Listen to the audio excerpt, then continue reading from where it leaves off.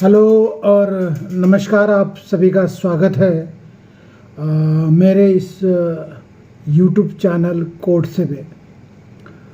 जैसे कि आप सभी को पता ही होगा कि पिछले कई वीडियोस में मैंने ये सिलसिला जारी किया है कि मैं सुप्रीम कोर्ट के जो लीडिंग जजमेंट्स है, लैंडमार्क जजमेंट्स, उनकी एक श्रृंखला में शुरू करूं। तो उसी कोशिश में मैंने कई सारे जजमेंट्स के बारे में जिक्र किया और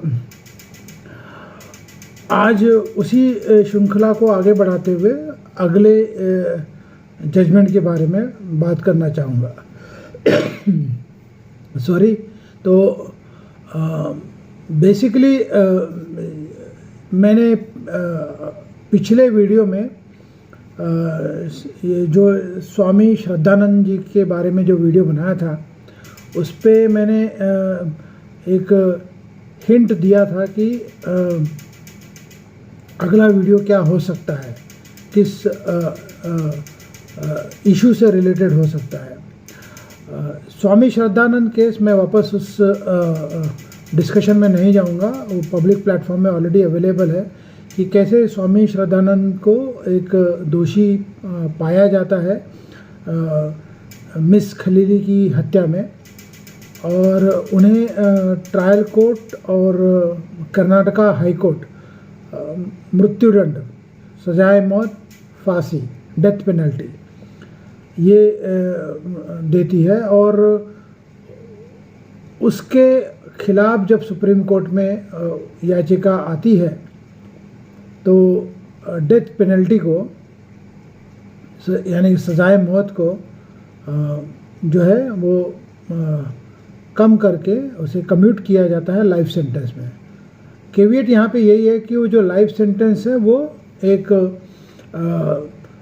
आजीवन कारावास जो है उसको एक इनलार्ज किया गया है डेफिनेशन में। जो पहले 14 साल का होता था वो जब तक उसकी सांस चलेगी तब तक विदाउट एनी रेमिशन। तो सुप्रीम कोर्ट ने जब उस स्वामी श्रद्धानंद केस में सुनवाई उनके सामने हुई, कई सारे लीडिंग स्टॉलवर्ड्स लॉयर थे जो बाद में सीनियर काउंसिल वगैरह बने। तो रेयरेस्ट ऑफ रेयर के जो क्राइटेरिया होता है किसी भी डेथ पेनल्टी के लिए, वो अपने आप में बहुत इम्पोर्टेंट होता है। तो स्वामी श्रद्धानंद का जो केस है वो रेयरेस्ट ऑफ रेयर केस के ब्रैकेट में नहीं बैठ पाया सुप्रीम कोर्ट की नज़र में। तो ये आज का वीडियो है उसी का इनलार्ज वर्जन है कि ये जो डॉक्ट्रिन है रेयरेस्ट ऑफ रेयर केस की, जिसके बिना पर कोर्ट्स ये तय करती है कि किस मुजरिम को, सज़ा याफ्ता मुजरिम को फांसी की सज़ा, सज़ाए मौत, डेथ पेनल्टी दी जाए। और फिर जो डेथ पेनल्टी है कंफर्मेशन होती है हाई कोर्ट से, और हाई कोर्ट से बाद में अगर वो चैलेंज होता है तो सुप्रीम कोर्ट वगैरह में। तो तीनों लेयर में, यानी कि trial court, session court, session court जो कि ट्रायल कोर्ट होता है, हाई कोर्ट और सुप्रीम कोर्ट, ये अगर सज़ाए मौत या डेथ पेनल्टी या फांसी इसकी सज़ा को बरकरार रखते हैं या ये सज़ा देते हैं या हाई कोर्ट कंफर्म करता है, तो एक ही क्राइटेरिया होता है कि क्या वो अपराध इतना जघन्य है, इतना संगीन है कि वो अपराध जो कृत्य किया है वो रेयरेस्ट ऑफ रेयर कैटेगरी में नहीं फिट बैठता। अगर रेयरेस्ट ऑफ रेयर कैटेगरी में नहीं फिट बैठता तो डेफिनेटली डेथ पेनल्टी नहीं दी जाएगी। लेकिन अगर रेयरेस्ट ऑफ रेयर केस के कैटेगरी में बैठता है तो डेथ पेनल्टी के अलावा कोई चारा नहीं है। लेकिन कैच यहीं पे है, ऐसे न जाने कितने जजमेंट्स हैं ट्रायल कोर्ट में जो बाद में अंततः हाई कोर्ट और सुप्रीम कोर्ट तक भी गए हैं, जहाँ पे ये जो रेयरेस्ट ऑफ रेयर केस का जो डॉक्ट्रिन है उसमें एक यूनिफॉर्मिटी दिखती नहीं है।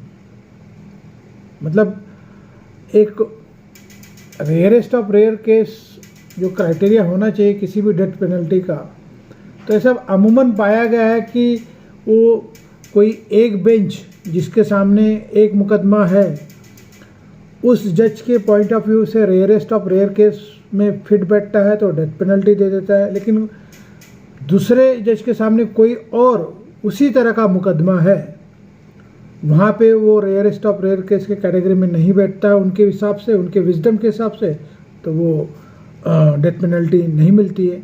तो इसमें ये यूनिफॉर्मिटी नहीं है। इस लिहाज से ये मसला बड़ा इम्पॉर्टेंट सा है, क्योंकि रेयरेस्ट ऑफ रेयर की जो डॉक्ट्रिन है वो Bachchan Singh versus state of Punjab, यहाँ से ये डॉक्ट्रिन का इजाद हुआ, जहाँ पे बताया गया कि भाई अगर जो अपराध है और अपराधी है वो इतना जघन्य है, संगीन है कि कोई और अल्टरनेट मसला रिजोल्यूशन नहीं हो सकता, अल्टरनेट सज़ा नहीं मिल सकती, और वो एकदम cut to cut rarest of rare case के कैटेगरी में बैठता है, तो वो डेथ पेनल्टी के लिए उसे सज़ा दी जा सकती है। दो फैक्टर होते हैं, एग्रीवेटिंग फैक्टर और मिटिगेटिंग फैक्टर। एग्रीवेटिंग फैक्टर वो होते हैं जो अपराध करने का तरीका वो अपने आप में कितना संगीन है, जघन्य है, प्रीमेडिटेड है, प्लान्ड है, ये जानते हुए कि इस तरह का अगर कृत्य किया जाएगा तो अपराध जो है बहुत संगीन होगा। ये सब चीज़ें जो है वो एग्रीवेटिंग फैक्टर होती है। अपराध करने का तरीका भी अगर बहुत ही संगीन है, जैसे कि निर्भया वगैरह हुआ था या और भी कई सारे प्रकरण हुए जो एकदम दिखता है कि एकदम ही संगीन अपराध है, और वो पूरे प्लान तरीके से जानते हुए कि इसका हश्र क्या होगा, तो वो एग्रीवेटिंग फैक्टर होता है। तो वहाँ वो एक एग्रीवेटिंग फैक्टर के बेसिस पे रेयरेस्ट ऑफ रेयर केस में ये अपराध बैठता है नहीं बैठता वो डिसाइड हो जाता है। लेकिन अगर वो एग्रीवेटिंग फैक्टर को काउंटर करेगा मिटिगेटिंग फैक्टर, यानी ये दो फैक्टर जो है ये चीज़ को एनालाइज किया जाएगा बेंच के द्वारा।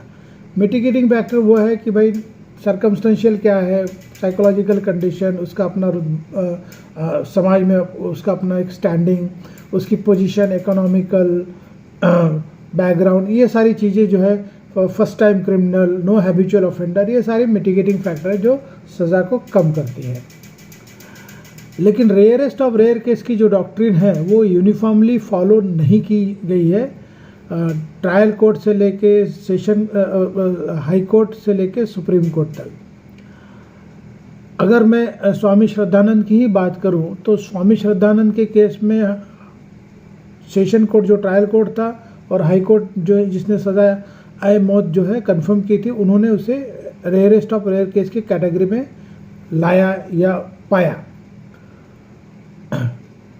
अब ऐसे अनगिनत अपराध उसी दौरान और भी हिंदुस्तान के कई कोने में ऐसे अनगिनत अपराध उसी दौरान हुए होंगे जहाँ पे इससे भी ज़्यादा संगीन जुर्म किया गया होगा, और ऐसे कई मसले हैं जहाँ पे वो रेयरेस्ट ऑफ रेयर केस की कैटेगरी में जो है बेंच का ओपिनियन नहीं था, इसके लिए उनको लाइफ सेंटेंस में कम्यूट किया गया। तो ये जो रेयरेस्ट ऑफ रेयर केस का कॉन्सेप्ट है बाद में और डाइल्यूट हुआ मच्छी सिंह की जजमेंट में, जहाँ पे गाइडलाइंस फ्रेम हुए कि भाई ये क्या क्या कंसिडरेशंस होने चाहिए। आप मच्छी सिंह का जजमेंट अगर पढ़ोगे तो उसमें वो 5 फैक्टर्स है, किस तरह से वो एक्यूज़ का जो ऑफेंस है वो रेयरेस्ट ऑफ रेयर कैटेगरी में बैठता है या नहीं बैठता है। वो अगर उस 5 कैटेगरी में फिट बैठता है तो रेयरेस्ट ऑफ रेयर केस में पाया जाएगा। तो एक अनदर फर्दर डाइल्यूशन हुआ। फिर ऐसे कई सारे जजमेंट्स हैं जहाँ पे टाइम टू टाइम इस चीज़ का जो एनालिसिस है बेंच टू बेंच डिफ़र किया है। मतलब जैसे कि कलकत्ता का एक फेमस इंसिडेंस हुआ था धनंजय केस, जहाँ पे एक सिक्योरिटी गार्ड के ऊपर इल्ज़ाम लगा था कि उसने एक अपराध किया है किसी महिला के साथ में, एक स्टूडेंट के साथ में। तो केस सभी को मालूम है, तो उसे रेयरेस्ट ऑफ रेयर केस की कैटेगरी में लाया और उसे डेथ पेनल्टी दे दी। लेकिन ऐसे अमूमन कितने अपराध है पॉस्को जैसे चाइल्ड ऑफेंसेस के मैटर में और भी कई सारे जो जुर्म हुए हैं जहाँ पे इससे भी संगीन अपराध, तरीका अपराध करने का संगीन, और बहुत सारे फैक्टर जो ये अपने आप में दर्शाते हैं कि यहाँ ये फिट केस है डेथ पेनल्टी के लिए, वहाँ पे डेथ पेनल्टी को रेयरेस्ट ऑफ रेयर केस के दायरे में न लाते हुए कम्यूट कर दी गई है। तो ये अपने आप में दर्शाता है कि रेयरेस्ट ऑफ रेयर केस जो है ये बेंच टू बेंच अपने अपने विजडम से तय करती है। इस बारे में अगर किसी संस्था ने डिटेल में इसकी स्टडी की है तो नेशनल लॉ दिल्ली का अपना एक प्रोजेक्ट है article 39A, project 39A sorry, जो कि आर्टिकल 39A से ड्रिवन है।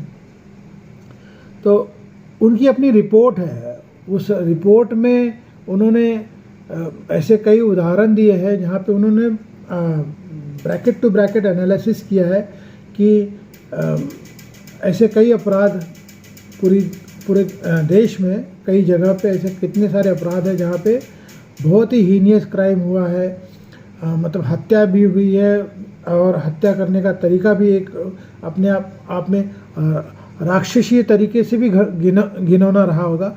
लेकिन ऐसे ऑफेंसेस में भी डेथ पेनल्टी नहीं दी गई है। ऐसे कई अपराध हैं जो माइनर विक्टिम्स के खिलाफ है, child offences, rape, murder, dowry death, मतलब कई ऐसे अपराध हैं जो इससे ज़्यादा जघन्य हो सकते हैं। लेकिन वहाँ पे जो है सुप्रीम कोर्ट का अपना या ट्रायल कोर्ट का अपना या सेशन कोर्ट का अपना जो या हाई कोर्ट का जो अपना जो तरीका है सोचने का कि भाई ये अपराध रेयरेस्ट ऑफ रेयर केस की कैटेगरी में नहीं आता और ये अपराध एक रेयरेस्ट ऑफ रेयर कैटेगरी में आता है।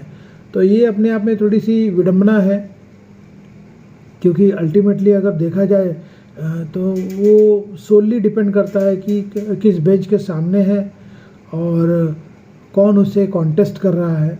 मतलब अगर अपराधी एकदम रसूखदार है और उसका अपराध अगर जघन्य है तो ऐसे कई रसूखदार अपराधियों को लाइफ सेंटेंस देके छोड़ दिया गया है। टेररिज्म से ज़्यादा क्या ही अपराध हो सकता है, क्या ही संगीन अपराध हो सकता है। देश के खिलाफ टेररिज्म या एक्ट ऑफ वॉर, जहाँ पे दहशतगर्दी, ऐसे जितने वाक़ये होते हैं यहाँ पे न जाने कितने लोगों को बेगुनाह लोगों की जान जाती है। और जो इन्वॉल्व होते हैं कल्प्रिट, जो अक्यूज़ होते हैं, बाद में उन्हें जब सज़ा मिलती है तो ऐसे कई सारे वाक़ये हैं, आप गूगल करके देख लीजिए। ऐसे कितने सारे वाक़ये हैं जहाँ पे टेररिज्म में, एक्ट ऑफ वॉर में मतलब दहशतगर्द जैसे इल्ज़ामों में जो है वो अक्यूज़ फ्री होके बाहर आया है। मतलब फ्री होके मतलब अल्टीमेटली डेथ पेनल्टी से फ्री होके बाहर आया है, या अगर डेथ पेनल्टी दी भी है तो उसे कंफर्म नहीं किया, या अगर हाई कोर्ट ने कंफर्म किया तो सुप्रीम कोर्ट ने उसे ओवरटर्न कर दिया। और ऐसे कितने सारे इंसिडेंट्स है जहाँ पे प्राइमा फेसी ये व्यू हो सकता था कि लाइफ सेंटेंस का मसला है तो लाइफ सेंटेंस मिलनी चाहिए, लेकिन वहाँ पे डेथ पेनल्टी दे दी गई है। धनंजय का जो केस है कलकत्ता का, वो एक क्लासिक केस है, वो अपने आप में स्टडी है वो।